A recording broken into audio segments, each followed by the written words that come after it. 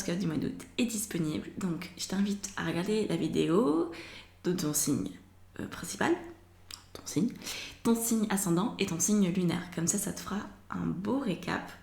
Tu pourras faire la synthèse et avoir toutes les billes pour un mois d'août le plus réussi possible. Pour tous les signes, c'est challengeant et pour tous les signes, il y a une thématique centrale qui est de prendre sa place, avec des nuances pour chaque signe. C'est la première fois depuis que je fais des taroscopes, c'est-à-dire depuis plusieurs années en fait, où je remarque un thème aussi central et aussi proche. Donc je pense qu'il y a quelque chose qui peut se passer très intéressant à un niveau collectif.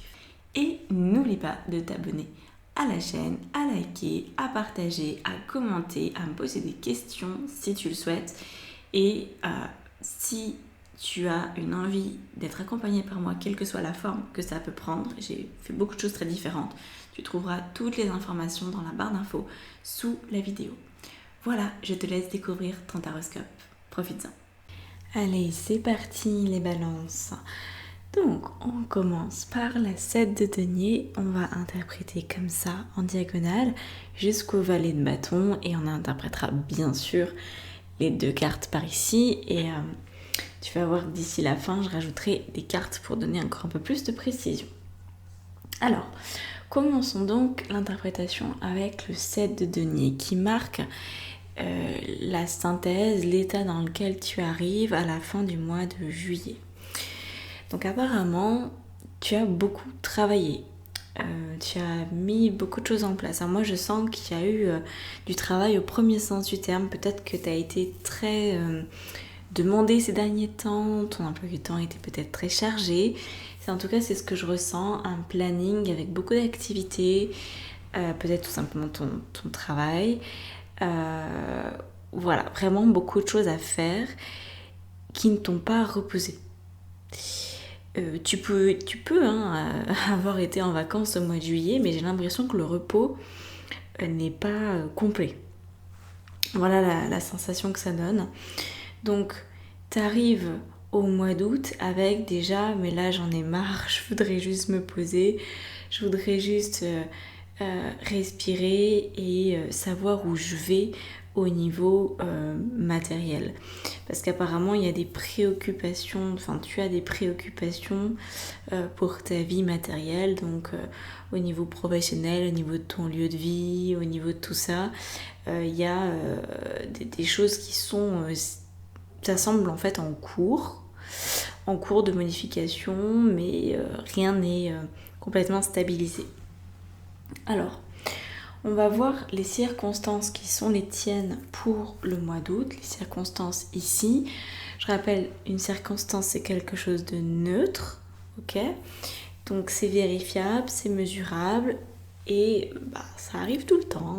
On est entouré de circonstances, ça définit notre quotidien.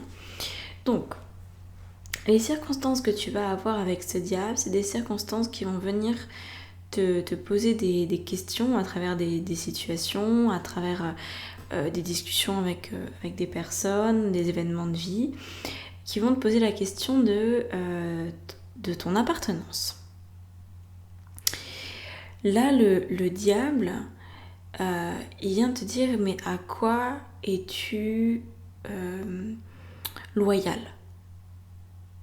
Où places-tu ta loyauté ? Est-ce que tu la places dans tes valeurs ou est-ce que tu la places dans les valeurs d'autres personnes ou de situations qui ne te correspondent pas ?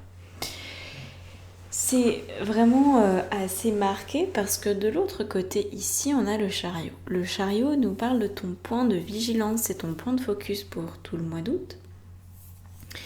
Et ce point de focus, il vient te dire... J'ai besoin de prendre ma place, j'ai besoin de réussir, j'ai besoin de me sentir libre de réussir et d'entreprendre. Sauf que, on a des circonstances de vie qui viennent non pas te barrer la route, mais te montrer qu'en fait, tu n'es pas libre. Parce que tu ne te donnes pas l'autorisation d'être libre. Alors peut-être qu'il y a une grande part de ça qui est inconscient, peut-être c'est lié à ton éducation... Je sais pas quelle est ton histoire de vie spécifiquement, Mais il semblerait que tu aies une difficulté importante à être loyal à toi-même. Tu as tendance à être loyal envers les autres. Et peut-être que certaines de tes croyances par rapport à ta réussite, notamment professionnelle ou de vie, tout simplement, ta quête du bonheur, est très construite à partir de croyances qui t'ont été transmises, à partir de croyances qui sont issues de la norme, de la société ou tout simplement de ton éducation, de tes parents, de ta famille, etc. Et donc là, tu vas certainement être confronté à cet élément qui est bloquant, hein. Très clairement c'est bloquant, devenir loyal envers toi-même. C'est ça le but du mois d'août. Donc, ça c'était les circonstances. Là on a un 4 d'épée. Le 4 d'épée, il arrive dans la position des pensées qui sont bonnes pour toi, qui sont bonnes à entretenir, parce que tu sais que ce sur quoi on porte notre attention prend de l'ampleur. Donc si tu penses certaines choses et que tu les ressens surtout, eh bien ça va pouvoir changer dans ta vie. Tu vas pouvoir poser des actions qui sont tout simplement plus alignées avec cette nouvelle vibration. Donc le 4 d'épée, il te dit au niveau de tes pensées, il te dit que tu as besoin de te sentir reposé. Donc il faut que tu puisses te reposer sans culpabilité. Te reposer parce que sinon ton intellect il va fondre, il va griller. Reposer ton corps peut-être, prendre plus soin de ton corps, soin de ta vie. Tu as besoin de prendre soin de toi. Sans aucune culpabilité, sans te sentir à l'écart. Vraiment accepte ça. Prends le temps qu'il te faut, dont tu as besoin, dont tu as envie, pour...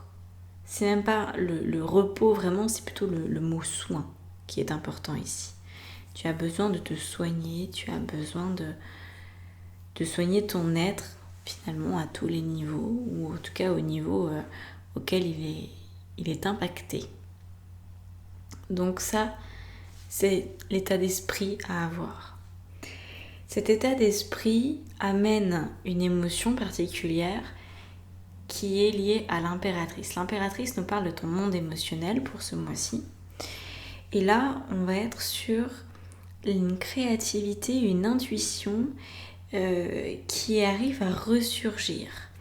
Si tu t'autorises vraiment à être en vacances, et ça c'est important, je reviens là-dessus parce que je pense que ça va concerner un certain nombre d'entre vous. Quand on dit qu'on est en vacances, pour moi ça c'est un concept qui ne devrait même pas exister. On ne devrait même pas faire de différence dans notre quotidien, on devrait juste vivre et voilà, et prendre un jour off quand on en a envie, quand on sent que c'est le moment pour nous, prendre un mois complet de la même manière. Et ça devrait, pour moi, le monde devrait fonctionner comme ça. On n'en est pas encore tout à fait là, mais là où je veux en venir, c'est que même si par exemple tu as beaucoup d'activités prévues au mois d'août, c'est pas pour ça que tu n'as pas le droit de te sentir en vacances. Tu peux prendre toutes les activités qui sont là, qui sont planifiées, comme tu peux les prendre de manière très cool. Tu enlèves la pression, tu enlèves le stress. C'est juste un point de vue que tu changes, ok ? C'est juste ça. Ça change tout en vrai, de faire ça. Tu as 10 mails à écrire aujourd'hui. Sur le principe, ça te saoule. Sur le principe, ça t'épuise d'avance. Prends un autre point de vue pour que ça soit comme si tu étais en vacances. D'écrire des mails en te disant, de toute façon, voilà, j'écris ce que j'ai à écrire. Je vais pas me prendre la tête, je vais pas essayer d'être exceptionnelle, je vais pas essayer d'être parfaite. Je vais juste laisser ma créativité m'aider à rendre ce moment exceptionnel. Parce qu'il y a une chose qui ressort aussi dans ce tirage, c'est que le moment, l'instant que tu vis là, maintenant, il ne reviendra plus jamais. Donc si toi, tu ne décides pas de faire de ce moment quelque chose d'exceptionnel, il ne le sera jamais. Et on ne peut pas attendre ces fameuses vacances, ces fameux moments où soi-disant là on a le droit parce qu'on a bien mérité, parce qu'on a bien travaillé toute l'année, alors on a droit à des vacances. Pour moi ça c'est un peu de la foutaise. C'est pas un droit qu'on gagne, c'est un truc qu'on a depuis la naissance. On n'a pas à travailler pour avoir le droit de se reposer. Par contre on peut travailler en ayant la sensation de se reposer. J'espère que tu perçois la différence. Et en tout cas, au niveau des émotions que tu as, qui vont t'aider dans ce mois-ci, c'est vraiment les émotions de créativité. De ressentir que tu crées ta vie, que tu ne subis pas, que tu n'es pas justement en attente de pseudo-vacances qu'un employeur te donnerait, parce que c'est la loi. Non, c'est pas dans ce sens-là. C'est vraiment, je crée ma vie. Il n'y a personne qui vient me donner des ordres. Je fais ce que je choisis. Donc, je pense que ça peut bouger un petit peu. Ça peut bouger justement par rapport à cette allégeance. À qui tu donnes ton pouvoir dans ta vie. C'est très en lien avec ça. Et donc, au niveau des actions, on a un 3 à nouveau, mais d'épée. Donc, le 3 d'épée, ça va être de chercher, de mettre en place plutôt, des actions qui te permettent de ressentir de la légèreté dans ta vie. Donc, quoi que tu aies à faire, quoi que ce soit comme planning pour le mois d'août, fais les choses avec légèreté. Ça ne veut pas dire que quand on fait les choses avec légèreté, on les fait par-dessus la jambe. C'est pas la même chose. Faire les choses avec légèreté, tout à l'heure je te parlais des mails, personnellement c'est pas quelque chose que j'apprécie trop de répondre à des mails, eh bien je me suis créé un protocole pour apprécier ce moment-là quand même. Je vais mettre une certaine musique, je vais me donner un certain temps maximum, et quand on utilise la loi de Parkinson, le temps qu'on définit, c'est le temps auquel on se tient. Donc ça c'est assez génial. C'est une manière d'être en communication directe avec, en co-création directe avec l'univers. Donc utilise la loi de Parkinson, crée-toi une ambiance, mais apporte, je sais pas si tu travailles de chez toi ou si tu travailles dans un bureau, crée un environnement agréable pour toi là où tu travailles. Ça peut être un truc tout simple. Si tu as ton espace de travail à toi, amène un truc qui te plaît, décore. Rends ton environnement de travail le plus agréable possible pour que ça ne soit pas du travail. Alors forcément, tu vas me dire que peut-être tu fais un truc que tu détestes et que tu n'arriveras pas à trouver du plaisir parce qu'il y a vraiment 100% des choses que tu détestes et que c'est un travail purement alimentaire. Et dans ces cas-là, ça va te pousser à changer. Ça va te pousser à changer parce qu'en finalité de ce tirage, on a le valet de bâton. Et le valet de bâton, il amorce un changement. Donc, tu vas effectivement considérer que maintenant tu dois une allégeance seulement à toi-même. Rien d'autre que toi. Tu vas pouvoir mettre en place des actions créatives, empreintes de légèreté pour mieux vivre ton mois d'août. Mais si ça tire trop, si tu sens que tu n'es pas épanoui, parce que le chariot, il souhaite que tu t'épanouisses, donc ça va être une énergie dominante, ce chariot, eh bien tu vas sentir qu'il y a des choses à modifier. Tout ou partie de ta situation là qui pose problème, va falloir la changer. En tout cas, c'est une grosse invitation à la modifier. Pour autant, il ne semblerait pas que tu puisses la modifier au mois d'août. Le mois d'août est un mois pour vraiment adopter un nouveau point de vue sur ta situation et pour mettre tout en œuvre pour que ça continue de fonctionner, pour finalement transformer le plomb en or, ce qui était lourd et dense en quelque chose de léger et agréable. C'est ça le but du mois d'août. Par contre, il y a peut-être des choses d'ici la fin du mois où tu vas te dire non mais là ça j'ai pas trouvé de manière de modifier, je n'en vois pas le bout, ça fait des mois, ça fait peut-être des années que ça dure je peux pas le contourner, il y a vraiment, voilà, il y a peut-être une impossibilité auquel tu fais face, une circonstance que tu ne peux pas modifier et que tu n'arrives pas non plus à voir d'une manière agréable, et dans ces cas-là, tu seras invité à le changer. Donc voilà ce que veut dire le valet de bâton, mais ça serait certainement plus sur le mois de septembre-octobre. Ici, on a la reine d'épée. La reine d'épée, c'est le message de tes guides, le message de tes anges. Elle vient te dire qu'il est important que tu laisses ton passé derrière toi. C'est important que tu t'actualises. Et ça, c'est en lien avec les choix que tu as faits. La situation dans laquelle tu es aujourd'hui et qui te pose problème est la résultante d'un choix que tu as fait. Peut-être d'un non-choix, c'est-à-dire d'une absence de décision, c'est quand même une manière de décider. Donc là, il y a eu quelque chose qui s'est comme cristallisé. Admettons, quand tu avais 20 ans, tu as fait des études, je sais pas, de compta, tiens.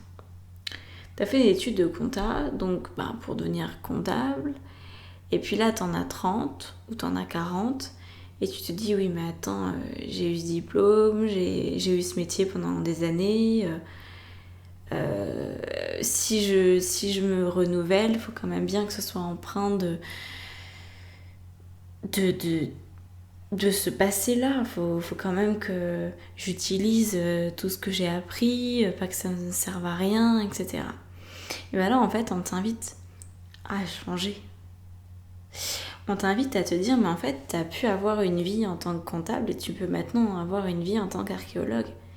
Rien ne t'empêche de retourner à l'université, rien ne t'empêche de te former à autre chose, rien ne t'empêche de changer du tout au tout.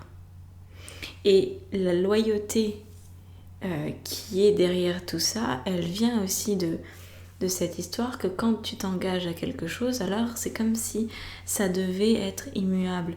Ou comme quand admettons que tu souhaites te renouveler, tu te renouvelles mais en fonction de ton passé. C'est-à-dire que tu reprends encore des éléments de ton passé pour en faire quelque chose d'un petit peu nouveau, mais c'est pas complètement neuf. Et là, apparemment, c'est plus le moment de jouer au recyclage. Il y a des choses qu'on peut recycler dans nos vies, mais parfois il faut aussi savoir se défaire complètement du passé. Donc c'est le conseil. Au niveau de tes allégeances, vérifie que tu ne t'es pas fait de promesses qui finalement te font plus de mal que de bien. Vérifie que tu n'en as pas non plus fait à d'autres.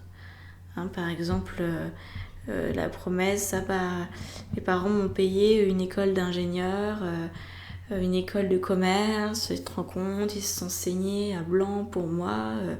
Maintenant, je peux pas devenir tarologue. Non. Si, en fait. Observe là où sont tes allégeances. Alors, on va rajouter des cartes. Donc, sur la reine d'épée d'abord, sur le message de tes guides. Donc, on a le chevalier de coupe, ça marche. Sur le chariot, on a la reine de denier. Dac. Je vais prendre le cristal vision pour les autres.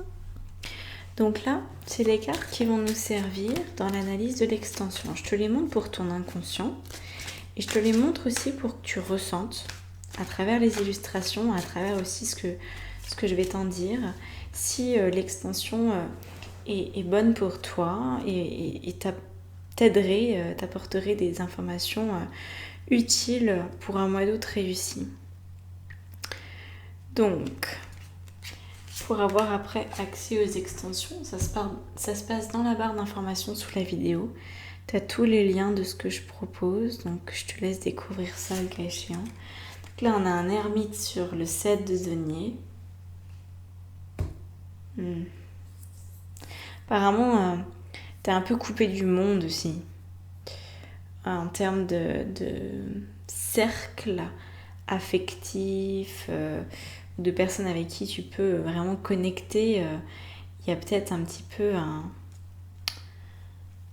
un vide, je sais pas si c'est le mot, mais en tout cas une absence, et c'est comme si c'était pas suffisant pour toi. Ouais, c'est ce que tu recherches ça. Tu recherches une union, tu recherches une vie peut-être un peu plus entourée. Ok. Donc là, on a 6 de coupe, 10 de coupe, 10 d'épée. Ah. Ouais. Il y a de la déception. J'ai l'impression qu'en fait, tu es dans l'allégeance à tes déceptions du passé et que tant que tu n'acceptes pas de t'ouvrir, de ressentir même de la douleur dans ta vie, alors tu peux pas rencontrer ou mettre en place ce que tu veux. Parce que dans l'humanité, c'est très beau et en même temps c'est vrai que ça peut faire mal parfois. On a cette difficulté à accepter la douleur comme faisant partie de la vie. La souffrance, ça n'a pas besoin de faire partie de la vie, mais la douleur, ça en fait partie. Quand on perd quelqu'un notamment, c'est normal d'avoir de la douleur, du chagrin. Et là, apparemment, c'est un peu un sujet. Et on termine ici avec une étoile. Ok. Bon bah écoute, je te souhaite un très très beau mois d'août. On se retrouve de toute façon dans les autres vidéos ascendant et signe lunaire. Donc vas-y, amuse-toi, regarde toutes les vidéos qui te concernent. Et on se retrouve dans l'extension ou en coaching ou dans ma formation de tarot. Bref, où tu veux. Allez, ciao!